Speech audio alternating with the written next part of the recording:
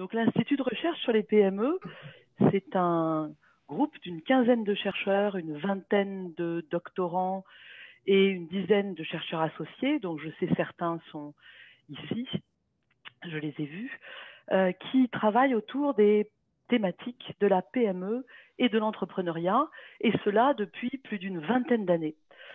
Donc nous sommes très fiers à l'Université du Québec à Trois-Rivières d'avoir cette ressource qui est une des premières ressources des premiers instituts autour de la PME dans la francophonie, puisque je vois certains collègues français qui sont présents, et l'Institut est de notoriété en France, mais aussi, bien sûr, au Québec et au Canada.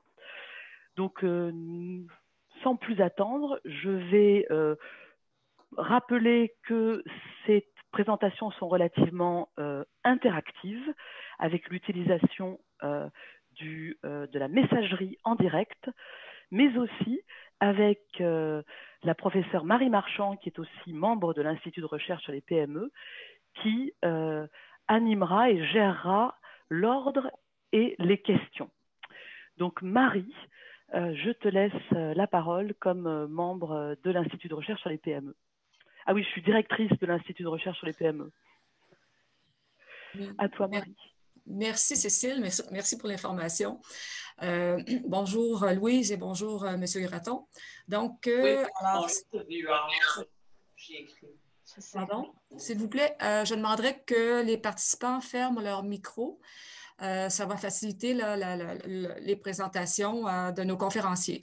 Donc, je vais continuer pour vous expliquer un peu comment est-ce que ça va fonctionner. Donc, bien sûr, après la présentation de nos conférenciers, il y aura une période de questions.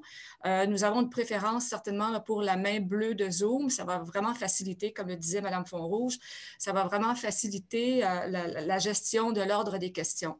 Par ailleurs, il y a quand même une possibilité d'intervention, que ce soit pour des questions ou pour des commentaires, par chat. Et donc, à ce moment-là, nos présentateurs, nos conférenciers pourront vous répondre.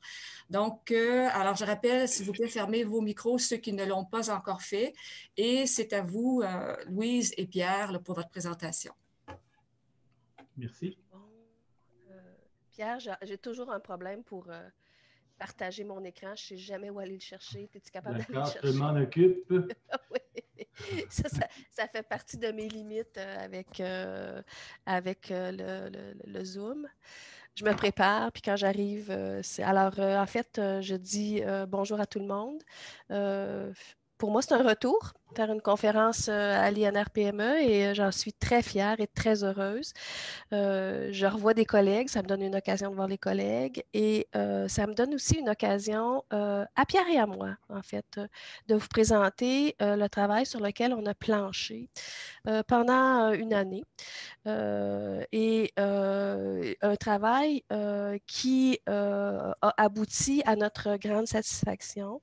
Et pourquoi on a fait ce travail-là? En fait, le contexte est clair. Les enjeux québécois au sujet du repreneuriat, beaucoup plus de repreneurs au Québec que dans les autres, que dans le Canada, avec des rapports de recherche qui ont été faits, entre autres, par notre collègue Marc Duhamel. On a un marché, un gros marché intéressant d'entreprises qui vont être à vendre ou qui sont déjà à vendre. Alors, il y a un marché pour le repreneur. Et on s'est dit, ben, ce serait le fun d'écrire un livre sur ce que c'est être un repreneur et de le faire de façon tout à fait nouvelle. Alors, et notre façon aussi de présenter ce qu'on a fait se veut nouvelle. Ça veut dire qu'au fur et à mesure qu'on va présenter, vous pouvez poser vos questions. Pierre et moi, on va regarder les chats, on va répondre. On fait des séances très interactives pour expliquer le travail qu'on a fait et présenter le contenu. Alors, voilà. Alors, la prochaine diapositive, Pierre, c'est l'objectif de cette rencontre, c'est vraiment de vous présenter le travail qu'on a fait. Et pourquoi on appelle ça une approche renouvelée? un, et aussi pourquoi, qu'est-ce qu'on a fait de nouveau dans l'approche sur le repreneuriat, et notamment au chapitre de ce qu'on a appelé 4 clés, c'est le milieu, le projet, la négociation, l'accompagnement, qu'on revoit de façon très précise dans une logique repreneuriale. Pierre, je te laisse aller. Donc, bonjour à tous. Comme le disait Louise, l'approche est renouvelée. Hein. On a renouvelé les façons de faire. On s'est éloigné définitivement de la formule d'articles scientifiques. On visait réellement un grand public.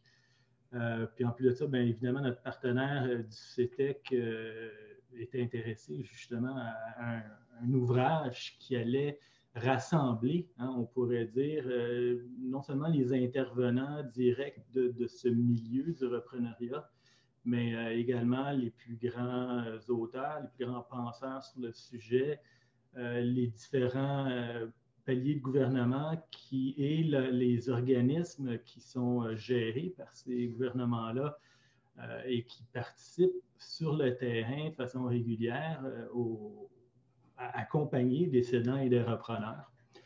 Donc, on a rassemblé des gens, on a rassemblé des écrits de partout dans la francophonie pour ce qui est des gens et dans tout ce qui a été écrit, que ce soit du côté anglo-saxon ou francophone, pour ce qui est du contenu. Puis on a amené ce contenu-là même un peu plus loin et on l'a définitivement vulgarisé. Est-ce que tu as quelque chose à ajouter, Louise? Non, en fait, la nouveauté est là. En fait, l'approche renouvelée se trouvait là et se retrouve aussi dans la manière dont on a... je vous dirais que c'est la première fois que je faisais ça. C'est une méthode qu'on a construite pour pouvoir générer des modèles qui, malgré leur aspect peut-être des fois un peu plus professionnel, sont très ancrés dans les connaissances scientifiques. Alors ça, c'est important de le mentionner parce que si les modèles qu'on présente, contrairement à ce qu'on va voir dans un ouvrage scientifique où on a toutes les références en bas, on a oublié ça. Nous, on dit, voyons comment on peut le présenter de façon plus accessible à un large public. C'est ça. Donc, comme vous voyez, bien, on a rencontré nos collègues dans les congrès. On en a choisi jusqu'à 70. Et puis, en fait, la liste se retrouve dans le livre. Et puis, on a construit une équipe de 4 personnes. 2 chercheurs, Louise et moi, puis 2 professionnels, Vincent et Jessica. Jessica est ici avec nous aujourd'hui, si je ne me trompe pas. Oui. J'en profite pour te saluer, Jessica. Et puis, évidemment, ben, ce quatuor intéressant nous a amené à avoir des discussions et de la négociation, en fait, entre le côté scientifique et le côté pragmatique terrain. Donc, il y a eu une concession de part et d'autre, mais je pense que le résultat final est vraiment un outil qui est très utile pour tous. Alors, mise en contexte sur l'historique du repreneuriat, en fait, on s'est senti dans l'exercice avec surtout Bérangère Deschamps, qui, pour celles qui la connaissaient, est une des personnes, une des chercheurs qui a initié le mot repreneuriat, en fait, dans les années 2000. Mais avant ça, on voulait faire la démonstration qu'il y a eu des recherches sur la reprise d'entreprise, sur la façon de partir en affaires. Alors déjà, en 1975, quand on regarde les études, c'était pas juste l'entrepreneuriat, c'était pas juste démarrer une entreprise de toutes pièces, mais c'était bien reprendre une entreprise existante ou une entreprise familiale. Alors c'était déjà là, mais ça s'est perdu. Le repreneuriat, c'est jusqu'en 2000 perdu. Dans l'entrepreneuriat, on n'a jamais réussi à le sortir, à le distinguer. Depuis les années 2000, on le sort comme une manière différente d'entreprendre. Et de plus en plus, on a vu apparaître des recherches sur le reprenariat spécifique, sur la reprise d'entreprise, un vocabulaire qui a commencé à émerger, le milieu qui s'est mobilisé pour mettre en place des mécanismes solides, des formations spécifiques pour assurer un dynamisme repreneurial et non pas simplement entrepreneurial. Alors, bien sûr qu'on s'est mis, nous, comme ouvrage à la fin de cette boucle-là où on dit, ben voici comment nous, on voit le repreneuriat à l'aide, encore une fois, de toute la littérature qu'on a consultée et de toutes les consultations qu'on a faites pendant l'année parcourue. Or, les 4 auteurs ont convenu d'un vocabulaire. Alors, dans toutes les recherches, on sait que quand on lit, les vocabulaires sont différents ou les concepts sont différents selon certains auteurs, certaines philosophies, certaines approches. Alors, nous, on a conclu ou on a décidé ensemble qu'on fixerait un vocabulaire, dont le repreneuriat, dans lequel on a ajouté une philosophie économique et sociale. Ça veut dire que pour nous, le repreneuriat, c'est comme l'entrepreneuriat, c'est philosophique, c'est une façon de faire des affaires, c'est une façon de voir l'entrepreneuriat autrement que par la création d'entreprises et c'est aussi une philosophie à long terme. Alors, on a fixé le vocabulaire, au chapitre d'une PME pérenne parce qu'il y a plusieurs travaux qui parlent de la pérennité. Alors, nous, on va parler d'une PME pérenne, alors disons ce que c'est, une PME qui sait vivre au fil des ans en adaptant son modèle d'affaires pour rester vivante et même croître. On a fixé du vocabulaire au chapitre du projet repreneurial dont je vais parler tantôt et la PME viable qui est celle qui, encore une fois, avec la pérennité, une PME viable pour nous n'est pas nécessairement pérenne, mais elle a un potentiel de pérennité intéressant aux yeux notamment du repreneur qui y voit une possibilité de création de valeur. Alors, les 4 axes sur lesquels, ou les 4 clés sur lesquelles on a choisi de travailler sont dans l'ordre le milieu repreneurial. Alors, le milieu repreneurial est inspiré en grande partie par ce qu'on comprenait déjà du milieu entrepreneurial. Jessica, notre collègue et co-auteure, qui a énormément d'expérience dans l'entrepreneuriat et l'écosystème entrepreneurial, et fait des travaux souvent pas remarqués, mais remarqués dans le milieu, sur l'écosystème entrepreneurial. Et on a travaillé sur des déclencheurs, ce qu'on pouvait déterminer comme une culture entrepreneuriale, et on a rajouté aussi les collaborations. La deuxième dimension sur laquelle on a travaillé et sur laquelle il y a aussi de la nouveauté, c'est le projet repreneurial, comment on l'aborde. Alors, on est sorti de la logique du processus repreneurial, du processus de transmission reprise pour présenter quelque chose de plus concret qui s'appelle un projet repreneurial dans lequel on voit des nouvelles dimensions, notamment la post-reprise, qui est une étape qui est rarement discutée dans un projet ou dans un processus de transmission reprise. La troisième dimension, c'est la négociation repreneuriale. Et là, c'est tout à fait nouveau. Je vous dirais que c'est peut-être le clou de l'ouvrage, dans la mesure où c'est ce que l'on présente va au-delà des 3 phases classiques. Pierre, dans le cadre de sa thèse de doctorat, a identifié 8 sous-étapes. Il va vous en parler tantôt, mais ça, c'est vraiment la première fois qu'on en parle de cette manière-là. Et on a terminé avec une 4e clé qui concerne l'accompagnement repreneurial. Alors, on a pris ce qui était existant et on l'a vraiment adapté au contexte de repreneuriat. Alors, voici pour la base. Alors, la clé 1, je me suis amusée avec les mots. La clé 1, le milieu repreneurial, en fait, on a intégré, en fait, en amont du projet repreneurial, en amont de ce qui peut se passer en repreneuriat, on s'est dit qu'est-ce qui se passe dans le milieu, comment le milieu peut-il être aidant ou facilitateurs pour favoriser une culture entrepreneuriale pérenne. Et là, la culture entrepreneuriale avec le R majuscule parce qu'on intègre dans cette culture-là le repreneuriat. Alors, on a identifié 4 déclencheurs qui sont les classiques éducatifs, conjoncturels, financiers, d'affaires.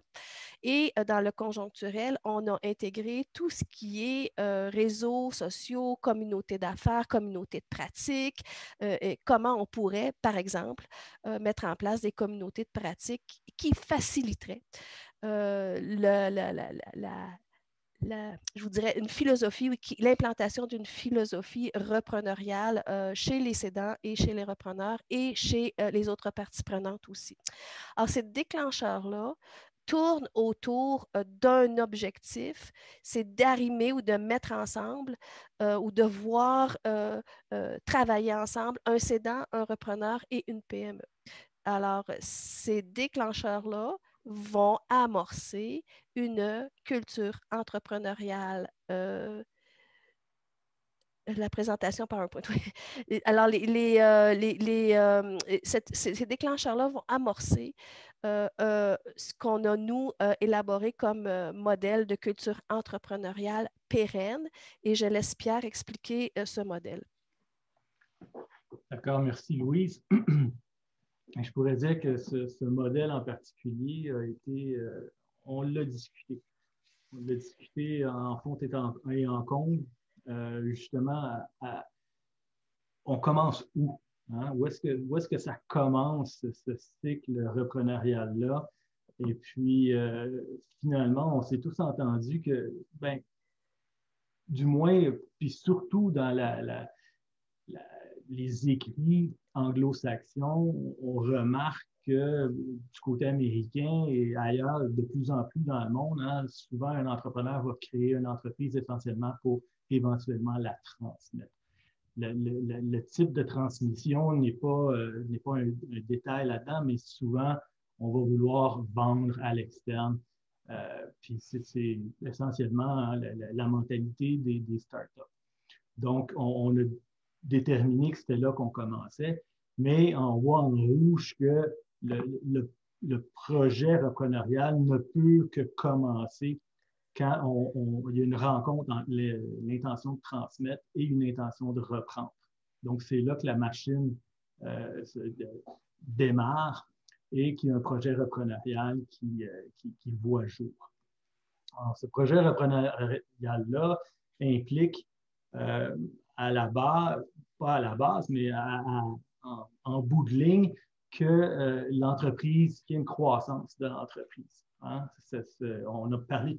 Louise a parlé de pérennité tantôt, puis je pense que le thème central du livre tourne alentour de ce concept de pérennité qui passe nécessairement par la croissance. Donc, on retrouve les autres grandes étapes de la vie, du cycle de vie de l'entreprise, hein, avec croissance, maturité, déclin, fermeture.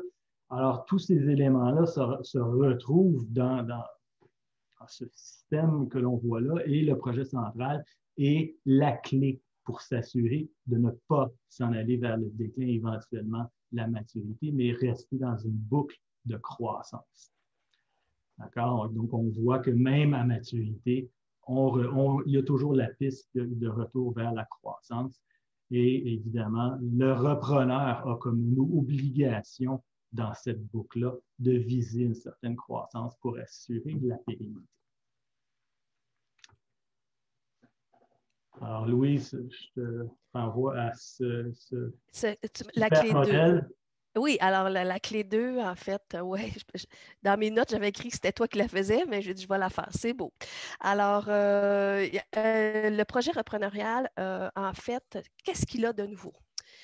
Parce que je vous ai dit tantôt qu'on ne parlait plus de processus. Dans l'ouvrage, on ne parle pas de processus. Dans cette façon renouvelée-là de voir le repreneuriat, on oublie toute la partie en amont qui est la phase de planification avant le réel projet qu'on a comme balayé pas du revers de la main, mais on l'a poussé dans les déclencheurs, dans le système avant.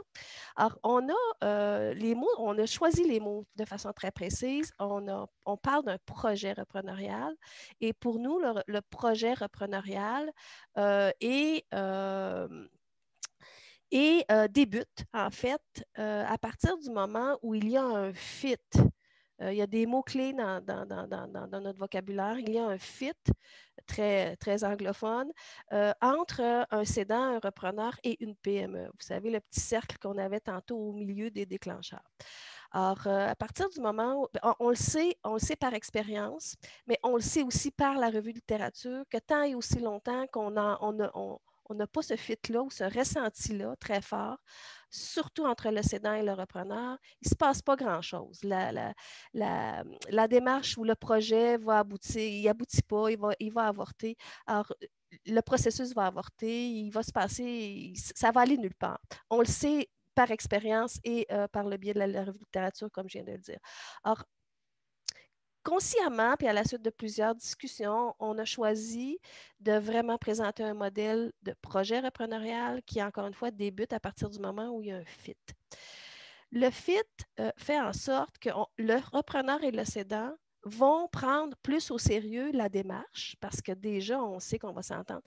Là, je fais une parenthèse, ça ne veut pas dire que le projet va nécessairement aboutir quand même, mais il y a beaucoup plus de chances d'aboutir que s'il n'y a pas de fit. Et on a séparé le projet en 4 étapes, dont la première est celle qu'on appelle l'étape d'arrimage. Alors, on s'est mis à penser à une fusée et 2 morceaux qui se mettent un avec l'autre pour voir s'ils étaient pour continuer le voyage ensemble.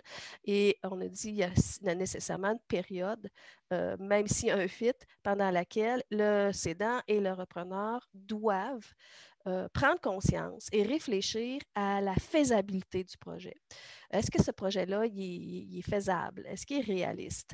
Et on parle d'arrimage entre le repreneur et le cédant, des questions comme combien de temps on veut passer l'un avec l'autre, quelles ressources le cédant peut-il mettre à la disposition du repreneur pour que le projet aboutisse, qu'est-ce que le repreneur a comme orientation stratégique et est-ce que la PME qu'il regarde et surtout le cédant ont la même orientation stratégique que le repreneur.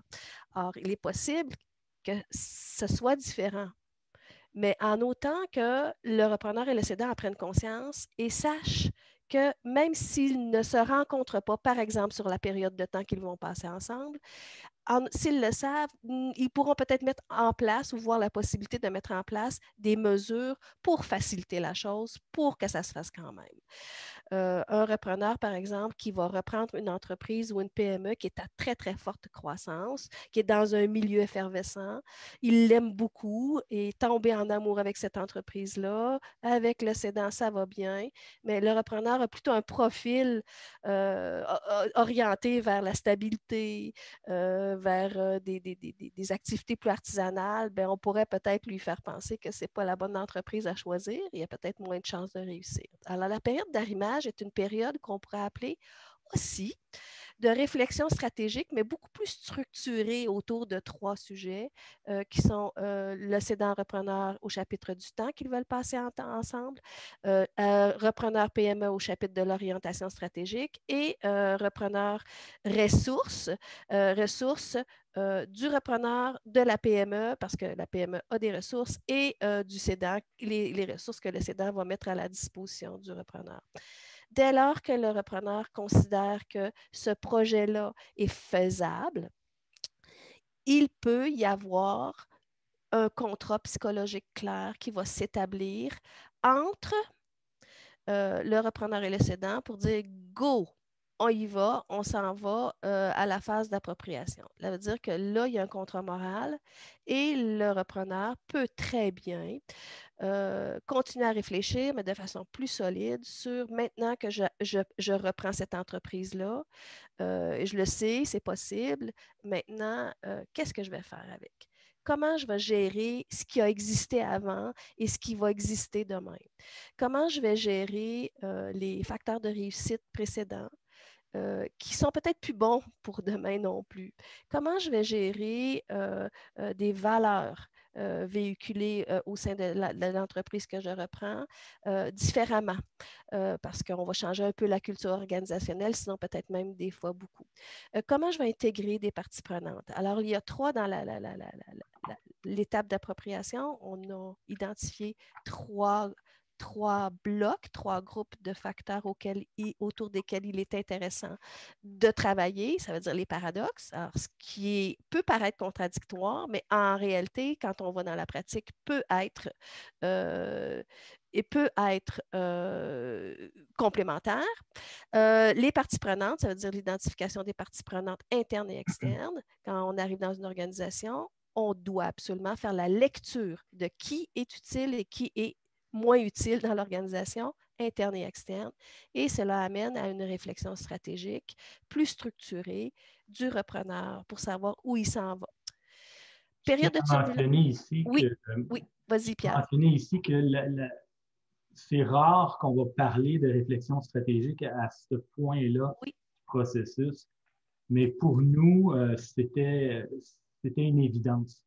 Pourquoi? Parce que, on l'a mentionné tantôt, hein, la pérennité de l'entreprise passe par sa croissance et la réflexion stratégique doit se faire réellement au début du processus, en prévision d'une post-reprise, donc notre 4e étape qu'on voit dans ce tableau-ci, qui se tient, en fait, puis qui est basée sur des faits qui ont été avérés suite à l'étude du projet reprenarial puis de l'entreprise dans son contexte.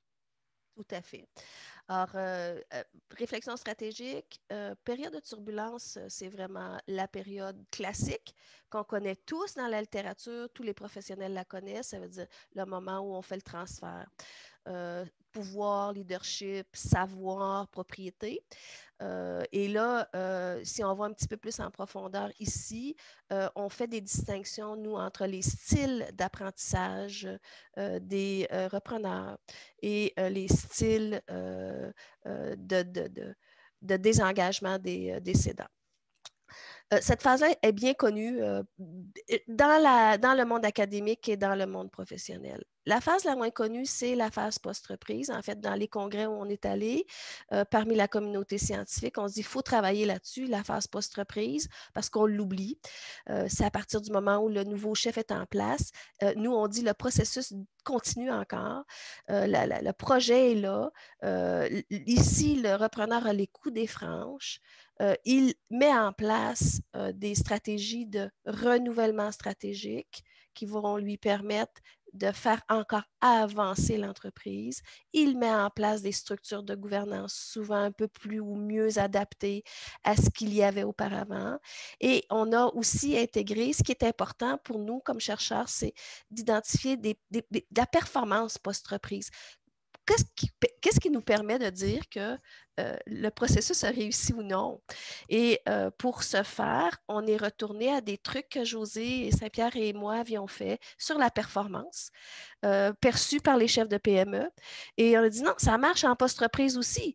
Posons la question à nos repreneurs, c'est quoi vos objectifs, qu'est-ce que vous voulez faire, puis comment vous allez, quels critères ou qu'est-ce que vous allez mettre en place pour rencontrer ces objectifs-là. Puis en bout de piste, est-ce que j'ai dit rencontrer mes objectifs ou surpasser? Et voilà, ma performance qui ne se lie pas nécessairement en augmentation du chiffre d'affaires ou en augmentation du nombre d'employés dans l'entreprise. Tout à fait. Donc, comme Louise l'a fait au niveau de la performance, la mesure de la performance post-reprise, bien, pour ce qui est du renouvellement stratégique, on est remonté dans les écrits scientifiques jusque dans les années 90 pour aller chercher le meilleur de ce qui avait été écrit sur le sujet. Puis on est remonté dans le temps pour en arriver à brosser un portrait, puis d'adapter ce qui a été écrit pour la grande entreprise, la PME, en entrepreneuriat, au contexte spécifique du repreneuriat. Sylvie Huard et Michel Brousseau posent des questions sur le fit, hein, puis l'arrimage Sylvie demande si on en discute dans le livre. On en discute dans le livre très certainement. On en discute au mieux des connaissances qu'on connaît, que nous, scientifiques, connaissons et que le terrain et les gens qui travaillent de façon régulière avec des cédants et des repreneurs connaissent. Donc, on a amassé cette information-là et déterminé que les 3 types d'arrimage sont nécessaires pour passer à l'étape suivante. Mais on doit quand même avouer qu'il y a une partie de tout cet aspect d'arrimage-là qui reste un petit peu nébuleux, puis je vais y revenir dans une des prochaines diapos à ce sujet-là. Est-ce que tu veux ajouter quelque chose là-dessus? Non, je suis prête à passer à l'autre diapositive qu'on va faire en 30 secondes. Parfait. Mais effectivement, tu avais raison. Moi aussi, j'avais noté que celle-ci était ma diapositive. Ah, alors, c'est la tienne.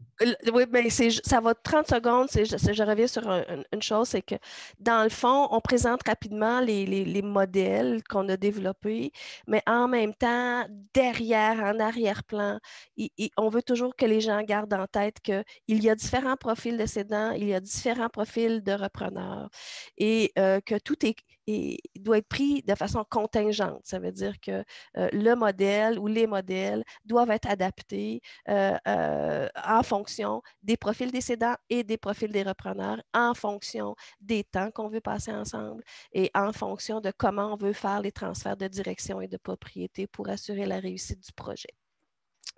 Alors, Pierre, je te laisse aller avec le clou négociation. D'accord. Donc, ce que vous voyez ici, c'est à la base le résultat de ma thèse. Donc, dans mes travaux de thèse, ce que j'avais réalisé, mon objectif était d'éclaircir justement la négociation parce que j'avais réalisé que quand on parlait de négociation entrepreneuriale dans les écrits, on parlait d'un truc qui est ponctuel. Et mon expérience à moi me disait que une négociation ne peut pas être quelque chose de ponctuel dans un processus qui est aussi long que ça. La négociation commence dès qu'il y a une rencontre entre un cédant et un repreneur et elle se termine très longtemps après que le repreneur est rentré dans l'entreprise et travaille depuis plusieurs mois avec le cédant. Donc, dans ma tête, c'était impossible que ce long processus soit ponctuel. Et ce que mes recherches terrain ont prouvé, c'est qu'effectivement, la négociation, c'est une activité qui est synchrone au processus reprenarial. Donc, on peut les mettre, on peut les juxtaposer et comprendre très rapidement qu'à toutes les étapes du processus reprenarial, il y a de la négociation qui se fait. Donc, est-ce que tout ça, je l'ai sorti de mon travail de terrain? Non, je l'ai en majeure partie confirmé par le travail de terrain. Outre cette confirmation du processus de négociation, on a ressorti des clés qui ouvrent 4 portes très distinctes, 4 portes qui doivent être ouvertes pour passer d'une étape à l'autre étape.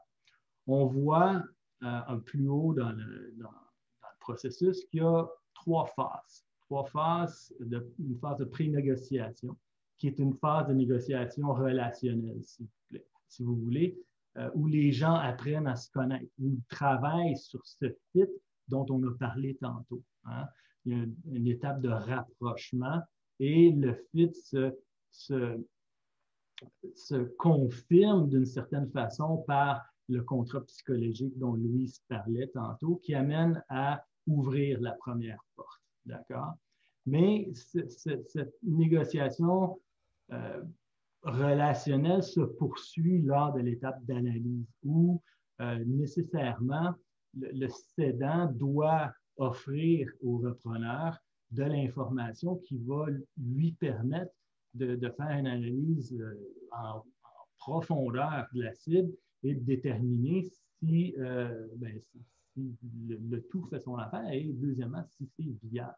Donc, on n'est pas en négociation en tant que tel au niveau des signes de dollar. Si vous voulez, on est définitivement à déterminer si nous, couple de cédants et repreneurs, on va être en mesure de se rendre jusqu'au bout de ce processus-là.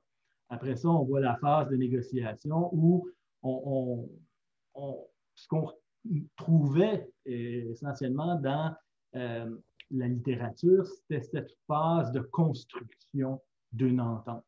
Hein? Évidemment, on parlait de financement, puis on parlait de vérification diligente, mais tout ça était embrouillé dans une étape de négociation où on construisait et on finalisait avec nos accompagnateurs légaux un document qui faisait en sorte de concrétiser la chose. Ce que j'ai trouvé sur le terrain, par exemple, c'est qu'il y a une étape d'exploration des scénarios qui est hyper importante et qui ouvre cette troisième porte qui est fondamentale au reste du processus.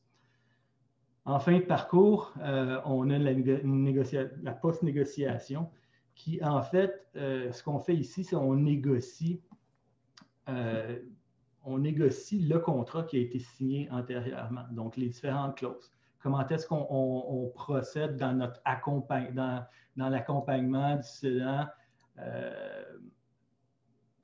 l'accompagnement par le cédant du repreneur.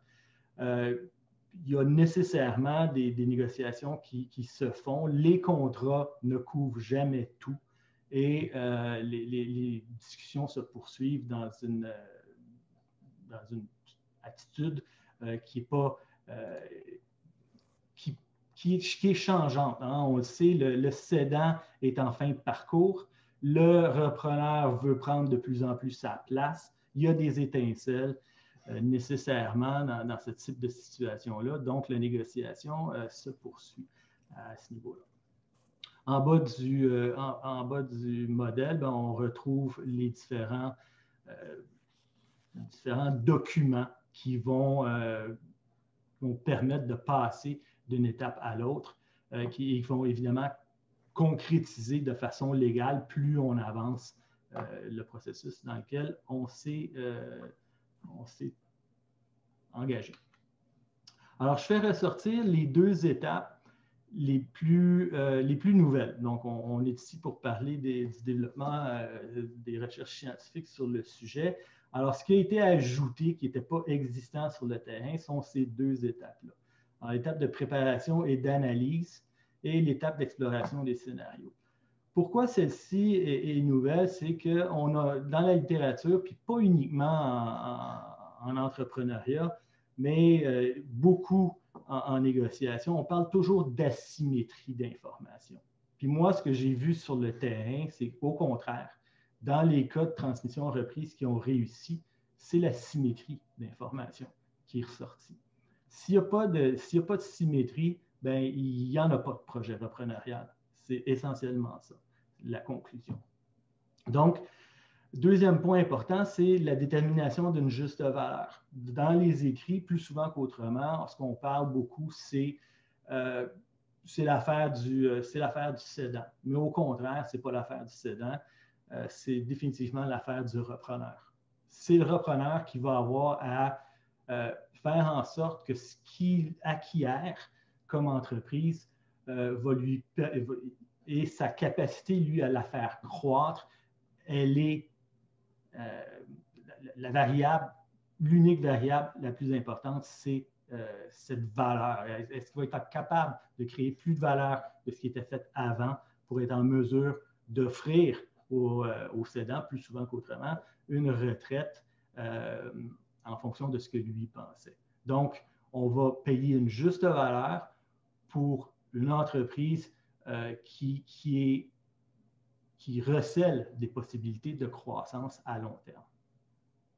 Pour ce qui est de l'étape d'exploration des scénarios, on ne parle pas de prix ici.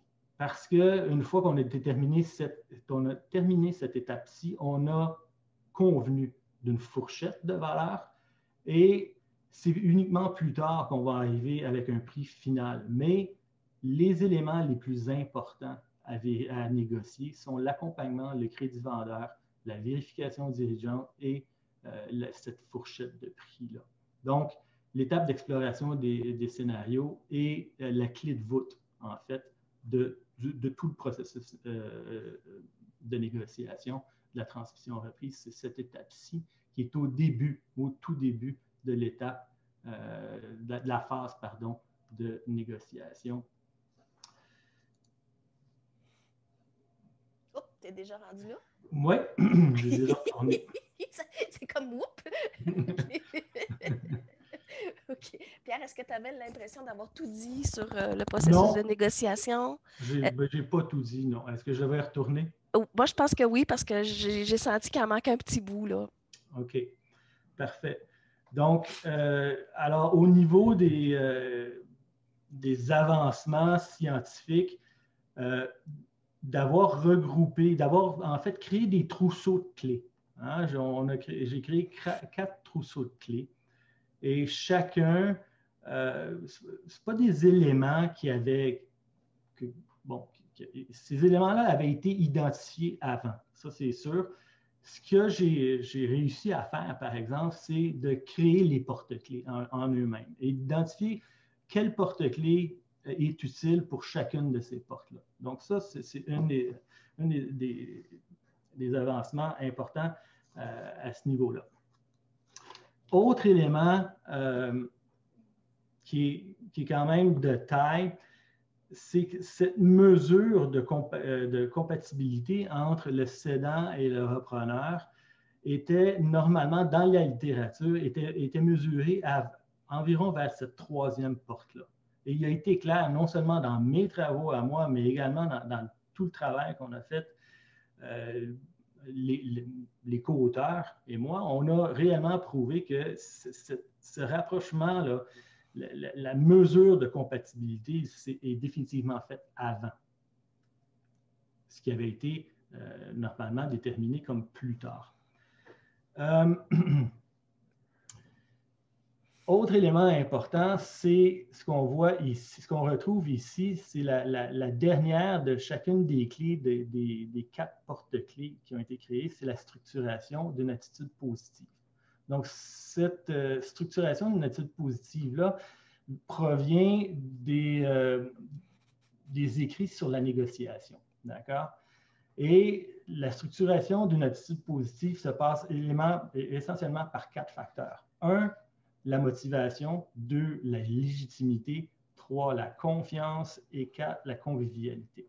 Alors, ce que ça veut dire, c'est que la motivation doit se retrouver des deux côtés, du côté du cédant et du repreneur. Motivation dans le projet, motivation à vouloir négocier avec son vis-à-vis, motivation à vouloir se rendre au bout du processus de reprenarial et au bout de la négociation.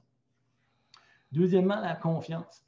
Donc, confiance, évidemment, dans l'autre, confiance que l'on veut, comme cédant, que l'on veut vendre à cette personne-là.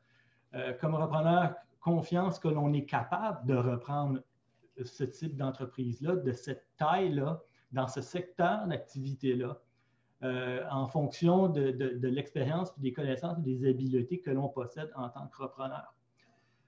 Légitimité, confiance également qu'on va se rendre jusqu'au bout du processus, confiance qu'on est bien entouré pour se rendre à la fin du processus, confiance que le cédant va nous suivre dans la phase de post-négociation, confiance qu'on va, comme repreneur, qu'on va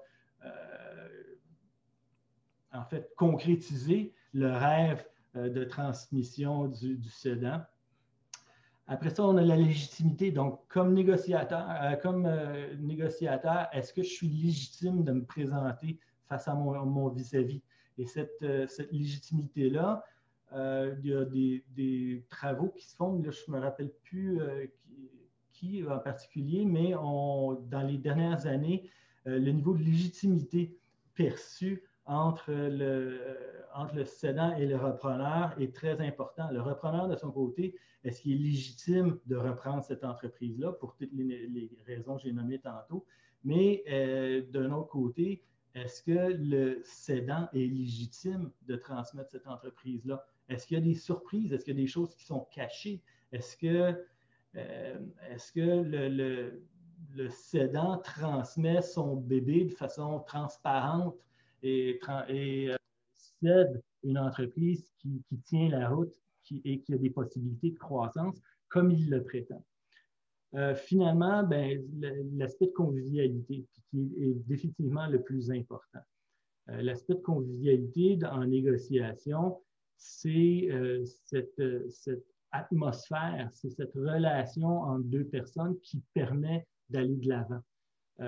Et automatiquement que le doute s'installe, ça met du sable dans l'engrenage et ça fait en sorte que la négociation va régresser.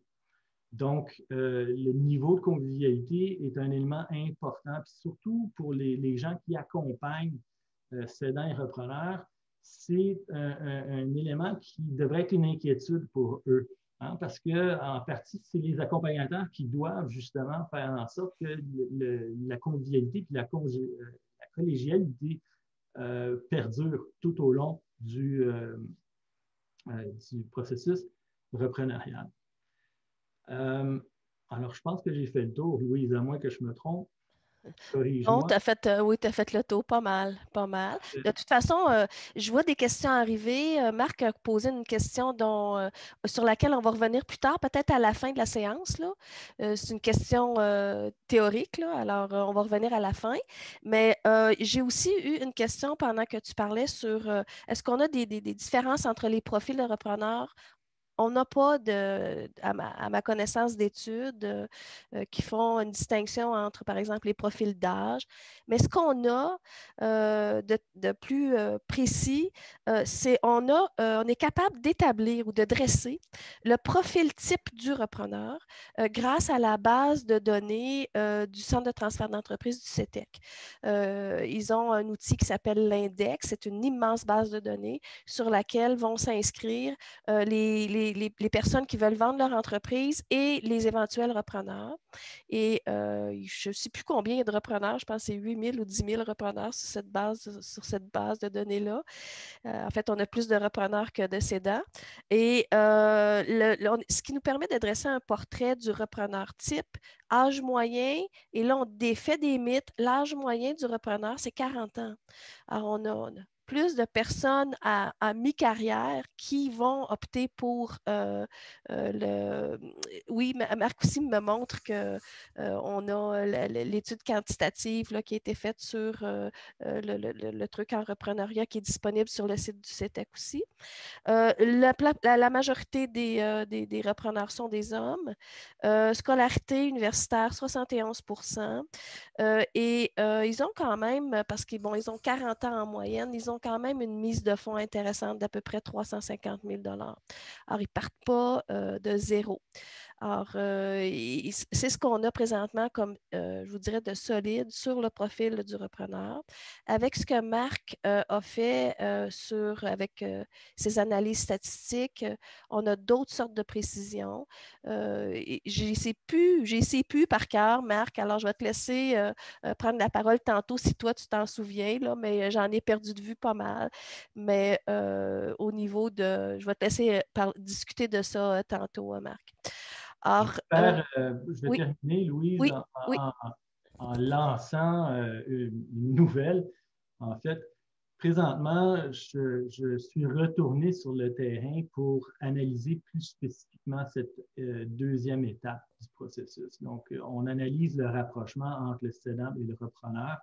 Donc, pour Michel Brousseau ou pour Sylvie, je suis après travailler sur ça. Et donc, on est après aller en détail de cette rencontre, dans le détail de cette rencontre entre le cédant et le repreneur. Des éléments de motivation, confiance, légitimité, convivialité dans une perspective psychosociale de rencontre de ces gens-là, puis essayer de voir quels sont les éléments importants du capital social, du capital culturel, du capital de façon globale que possèdent le cédant et le repreneur, et qu'est-ce qui fait en sorte que ces deux entités-là, ces deux personnes-là se rencontrent et soudent une relation qui vont leur permettre de se rendre jusqu'à la fin du processus. Donc, c'est définitivement une autre boîte noire que j'avais identifiée lors de mes recherches antérieures. Et c'était une des faiblesses qui avait été identifiée et définitivement une des avenues de recherche sur lesquelles j'ai invité mes collègues à travailler. Mais bon, c'est finalement moi qui travaille dessus. Donc, histoire à suivre.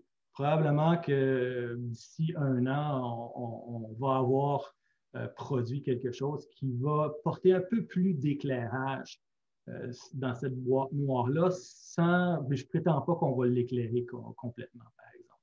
Oh, Pierre, on n'éclaire jamais tout, alors ça fait partie du jeu. Les relations entre êtres humains, mais oui, oui. OK, on va passer à la quatrième clé qu'on va appeler, on a appelé ça la clé. Alors, on a réfléchi aussi à tout ce qu'on pouvait faire en accompagnement repreneurial. Alors, clairement, on n'a pas réinventé la roue au chapitre de l'accompagnement, mais on propose des approches multidisciplinaires, en fait, une approche multidisciplinaire qui fait en sorte que pour qu'on réussisse en repreneuriat, la forte tendance présentement dans le milieu, c'est d'avoir un stratège en repreneuriat ou un porteur de projet, un porteur de ballon qui va prendre en charge le projet d'accompagnement et qui va travailler en collaboration avec d'autres types de conseillers et pas nécessairement dans sa firme, mais dans d'autres firmes aussi. Plus convivial, repreneur. Ça veut dire qu'il va avoir une palette ou un éventail de personnes qui vont travailler autour de lui, dépendant ou avec. Je m'en allais dire que ta connexion n'est vraiment pas bonne. Tu peux peut-être couper ton image, ta vidéo. Prends le relais, Pierre. D'accord. Donc, merci. En fait, ça devrait être Jessica qui prenne le relais ici, mais je vais essayer de m'en sortir. Ce qui est intéressant de cette diapo, c'est qu'on a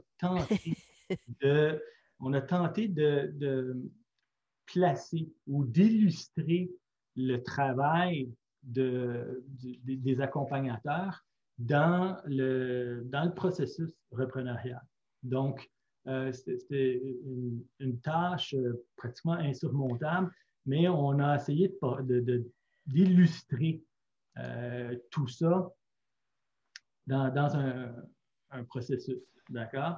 Alors, 3 étapes pour les accompagnateurs face aux gens qui les accompagnent. La première étape, évidemment, de rencontre. Hein, on essaie on sonde le terrain, on détermine l'ampleur du mandat, on détermine ce qu'on va avoir besoin pour accomplir ce mandat. Après ça, l'étape d'engagement où, comme accompagnateur, on s'engage face aux repreneurs et aux cédants, même si c'est un des deux avec qui on signe le contrat, l'engagement se fait définitivement face à toute l'équipe et au respect justement des expertises et puis des habiletés et des mandats de chacun. Donc, quelle est ma place comme accompagnateur dans ça et comment est-ce que je peux faire en sorte que le groupe va en sortir beaucoup mieux. Troisièmement, et puis, est-ce que tu es revenu à la normale, Louise? J'ai jamais été normale, en fait. Ah, OK. Là, je repasse je repasse la rondelle pour que tu fasses justement l'arrimage entre cette troisième étape-là et le processus. Alors, ici, tu reprends. Alors, moi, je reprends sur le choix du stratège et l'importance de changer. Je vais être plus succincte, là, mais l'importance de s'ouvrir à différents types d'accompagnateurs selon l'étape où on est rendu dans le projet repreneurial. Et ce n'est qu'un modèle dans la mesure où ici, ce qu'on veut mettre en exergue, c'est qu'il y a des gens qui vont vraiment intervenir au chapitre de ce que moi j'appelle la quincaillerie technique, fiscalistes, juristes, banquiers. Ça ne veut pas dire qu'ils ne vont pas travailler sur des dimensions humaines, mais ils sont plus experts dans la dimension transfert de propriété. Et il faut surtout garder en tête que pour que le projet repreneurial réussisse, c'est vraiment aussi l'accompagnement de gens en développement organisationnel parce qu'on va vivre un changement culturel, on va faire du développement, il va y avoir dans quelques cas, là, on va aller jusque dans les cas de transferts familiaux complexes où on pourra intégrer dans l'équipe un psychologue de la famille qui va aider les membres de la famille à changer leur pattern de communication qu'ils ont transporté d'année en année. Or, en fait, le modèle qui est présenté ici est un modèle qui, je vais le souligner, c'est un projet pilote qui a été modifié là, avec Pierre, Jessica et Vincent, mais c'est un projet pilote qui avait été amorcé avec une firme qui fait de l'accompagnement pour du transfert d'entreprise et qui était très consciente de l'importance d'avoir une stratégie souple pour accompagner surtout les repreneurs dans leur démarche de reprise d'entreprise. Alors voilà, Pierre, je te laisse aller avec le dernier morceau. Oui. Donc, le dernier diapo qui est en fait également la conclusion du livre. Ici, ce qu'on tente de faire, c'est de tout mettre ensemble, essentiellement. Donc, on ressort notre processus d'accompagnement, on ressort le processus repreneurial, puis on ressort le processus de négociation pour tenter, puis je le dis, là, on tente boiteusement, de façon très, très boiteuse, de superposer les trois processus. Je dirais que ça a été cet élément-là qui a été le plus difficile.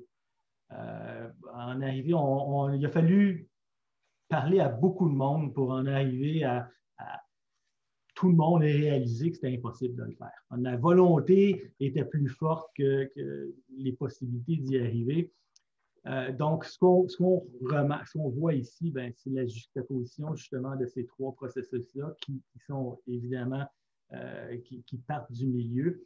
Mais je dirais que ce qu'on ajoute ici, c'est les trois marqueurs du parcours intégré du repreneuriat.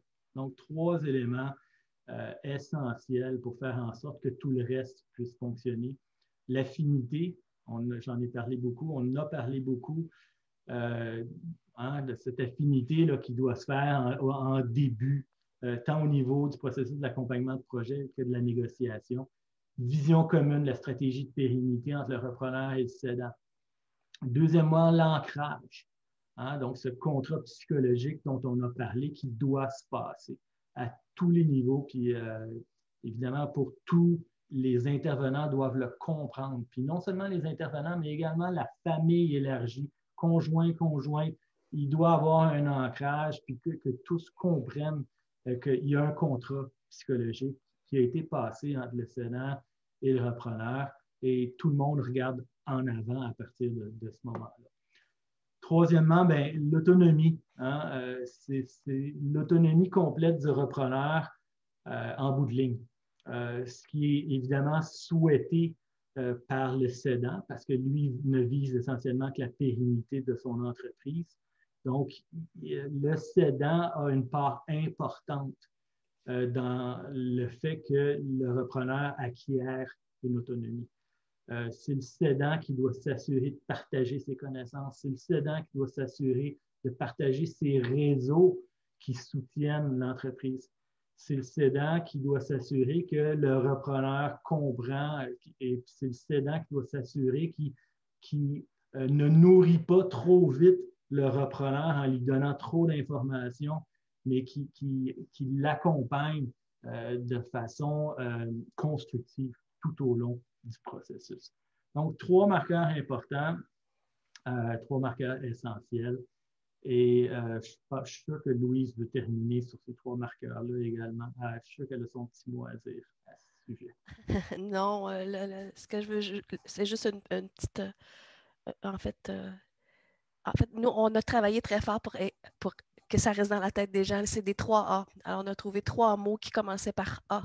Et on veut de façon très précise que les gens retiennent les trucs qu'on a fait, mais facilement. Là. Les 3A, c'est quoi les 3A? Les 3A du processus, du modèle intégré. L'objectif, c'est ça, c'est beaucoup plus de favoriser l'intégration de la matière par différentes parties prenantes qui viennent des milieux académiques, professionnels, les cédants, les repreneurs. C'est vraiment beaucoup plus là, qui était là notre préoccupation. Pierre, avant de terminer officiellement, je ne sais pas comment ça fonctionne d'habitude, mais là, les gens commencent à quitter parce que, bien sûr, ils avaient 1 heure de temps. J'ai une question ici qui est comment on fait pour mobiliser les employés quand on procède à un changement de culture dans le cas d'un transfert d'entreprise? Es-tu capable de répondre à ça, toi? Absolument. OK. C'est le même principe que dans tout grand changement, faut les impliquer. C'est la recette, la seule unique recette. Alors, comment est-ce qu'on les implique? Ben, premièrement, on leur demande leur avis. Puis pourquoi leur avis est important? C'est que ce sont ces personnes-là qui sont les plus près du terrain. Ce sont ces personnes-là qui sont les plus près des fournisseurs, les plus près des clients, plus près des parties prenantes. Et comme gestionnaire, ben, on doit considérer ces personnes-là comme nos antennes. C'est eux qui nous apportent l'information qui est importante et utile pour permettre de bien conceptualiser et programmer par la suite le changement qu'on veut apporter. Une fois que ça c'est fait, ben, comme gestionnaire, faut gotta walk the talk. Hein? Faut être en mesure de faire vivre ce projet de changement et d'être authentique dans le changement. Être authentique dans les responsabilités qu'on donne à nos gens d'en arriver à ça. Alors, une fois que ces 2 éléments-là sont présents, puis qu'on sait qu'ils sont solides, puis qu'ils vont nous permettre de nous rendre à remplir nos objectifs, c'est là qu'on peut élaborer un plan. Et on ne peut pas s'attendre à ce que ça se fasse du jour au lendemain, mais il faut sélectionner, il faut prioriser. Donc, on sélectionne les fonctions de l'entreprise, on sélectionne les activités que l'on croit les plus importantes à faire au départ et on crée une équipe qui va s'occuper de ce premier changement-là qui est essentiel au succès des changements qui vont suivre par la suite. Donc, une fois qu'on a réussi à prouver, ce que je veux dire, c'est qu'une fois qu'on a réussi à prouver que l'entreprise est capable d'être agile, que les employés ont des bases, ont des volontés qui sont intrapreneuriales, bien, à ce moment-là, on est capable d'étendre tranquillement, encore une fois, aux autres fonctions dans l'entreprise, cette nouvelle façon de procéder-là. Et éventuellement, de faire en sorte que toute l'entreprise fonctionne de cette façon-là pour en arriver au changement voulu dans notre plan de stratégie de post-reprise. J'espère que ça répond à la question. Oui, Michel a déjà répondu. Merci, merci beaucoup, Pierre.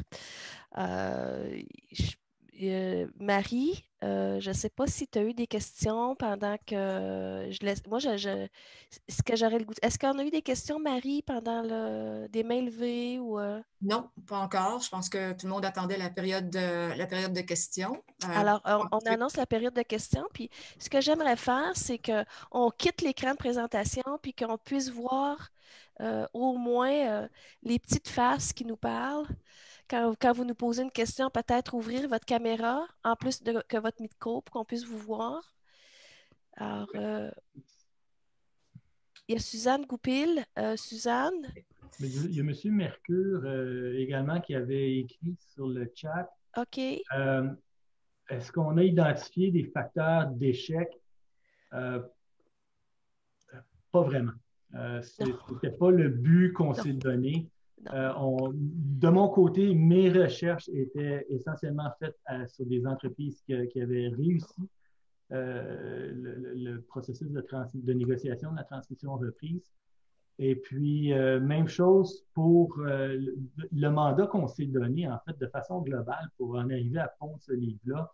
On était définitivement dans une perspective qui était de réussite, positive de réussite. C'est quoi que ça prend pour réussir?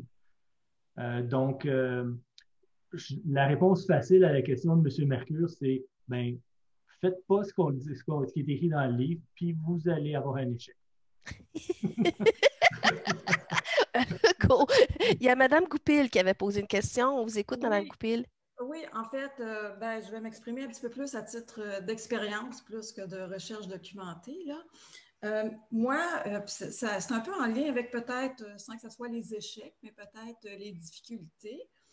Premièrement, c'est assez difficile émotivement pour un cédant de vendre son entreprise. Ça n'a pas été abordé, là, mais je pense que c'est un des thèmes principaux. Deuxièmement, il y a le fit, hein, qui est quand même la condition, une des conditions préliminaires. Hein. Il faut vendre, il faut qu'il y ait un fit. Donc, c'est souvent une complémentarité. Puis là, je peux donner l'exemple, par exemple, d'une petite entreprise très innovante qui a réussi à faire des choses que bien des grandes entreprises n'arrivent pas à faire. Bien, souvent, elle va devenir une cible pour une entreprise qui est, par exemple, moins innovante, mais qui a une grande force commerciale. Bon, ça, ce fit-là, finalement, au bout de la ligne, ça peut être la plus grande difficulté quand on arrive dans le post-négociation, quand la transaction est faite. Parce qu'au-delà d'écrire tout ce qu'il faut faire puis de partager nos connaissances, il y a des questions d'attitude à transférer. Puis souvent, si cette petite entreprise-là a réussi à se démarquer dans son marché et à faire des choses que bien des entreprises ne réussissent pas à faire, c'est une question d'attitude envers, sa clientèle et envers ses employés. Et puis ça, cette attitude-là, elle est très difficilement transférable à une autre entreprise, particulièrement une plus grande entreprise qui a déjà ses façons de faire, qui arrive avec ses gros sabots, puis nous, on vient d'acheter, donc maintenant, on va faire les affaires mieux. Hein? Ils pensent qu'ils vont faire les affaires mieux de façon à aller chercher une plus-value. Alors, juste à guide, je pense qu'on pourrait poursuivre les recherches sur le reprenariat, peut-être dans cette direction-là, là, dans ce qui est plus tacite à transférer, puis dans ce qui est propre à l'émotion, je dirais, de la vente d'une entreprise. En fait, je vais me permettre de répondre avant Pierre, de rebondir. Il y a beaucoup, beaucoup de recherches faites sur toute la partie affective et difficultés du cédant à laisser son entreprise. Puis je pense que c'est un sujet qu'on n'arrêtera jamais d'étudier. Moi, ma thèse de doctorat, là, c'était le processus de désengagement du cédant. Alors, à travers un processus, une théorie de transition de rôle. Fait que moi, j'ai rencontré des gens qui me racontaient leurs difficultés à quitter. Et j'ai eu des témoignages de chefs d'entreprise qui pleuraient devant moi alors que c'était fait depuis 3 ans ou 4 ans. Alors ça, on le connaît bien, mais ce que vous ramenez là avec la phase de post-négociation est très intéressante. Puis là, je vais laisser Pierre rebondir là-dessus. Effectivement, pour prouver ce que vous dites, Mme Goupil, en fait, on le voit,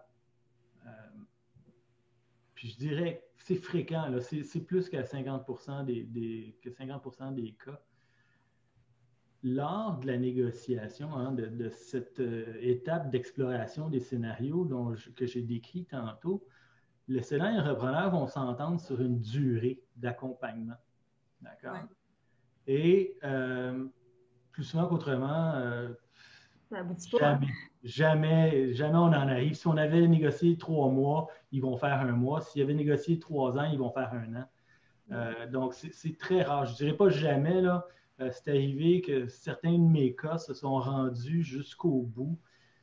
Et puis, c'est dans les instances où le cédant avait un rôle qui était hyper défini, en fait, qui devenait employé, qu'on va se rendre plus souvent qu'autrement à la fin de cette période d'accompagnement.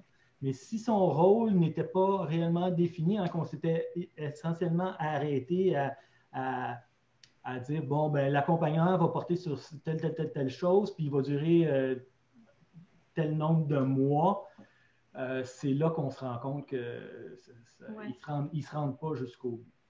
Et l'élément que vous mentionnez, hein, cette difficulté du cédant à décrocher, va faire en sorte d'envenimer la période d'accompagnement. Ça, c'est du côté du cédant. Puis, ben, du côté du repreneur, c'est sa précipitation à vouloir prendre à lui-même là, les guides ou avoir que ce soit seulement ses mains qui soient sur le volant qui vont faire en sorte de court-circuiter le processus. En fait, oui, mais c'est sûr que la difficulté du cédant, mais là où je voulais mettre l'emphase, c'est aussi la difficulté du repreneur, puis même, je dirais jusqu'à un certain point, l'impossibilité à imiter les attitudes qui ont fait en sorte que l'entreprise qui voulait acheter se démarquait puis faisait des choses que lui ne pouvait pas faire. Hein? Pour qu'il y ait un fit, il faut que tu veuilles acheter une entreprise qui fait des choses que toi, tu as essayé puis tu n'as pas réussi à faire. Bien, une fois qu'elle est achetée, l'entreprise, bien, il réussit souvent pas plus à le faire parce que c'est une question aussi d'attitude qui est très difficile à transférer.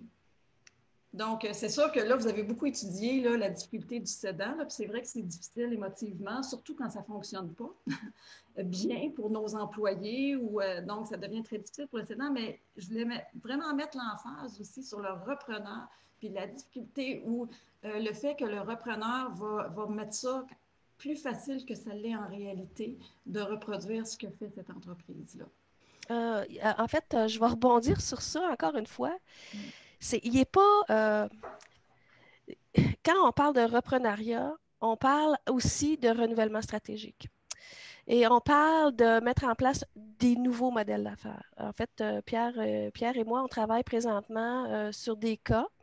On fait de la cueillette de données pour des cas. On va voir des repreneurs qui ont repris, interne, externe, familial, on a de tous les types.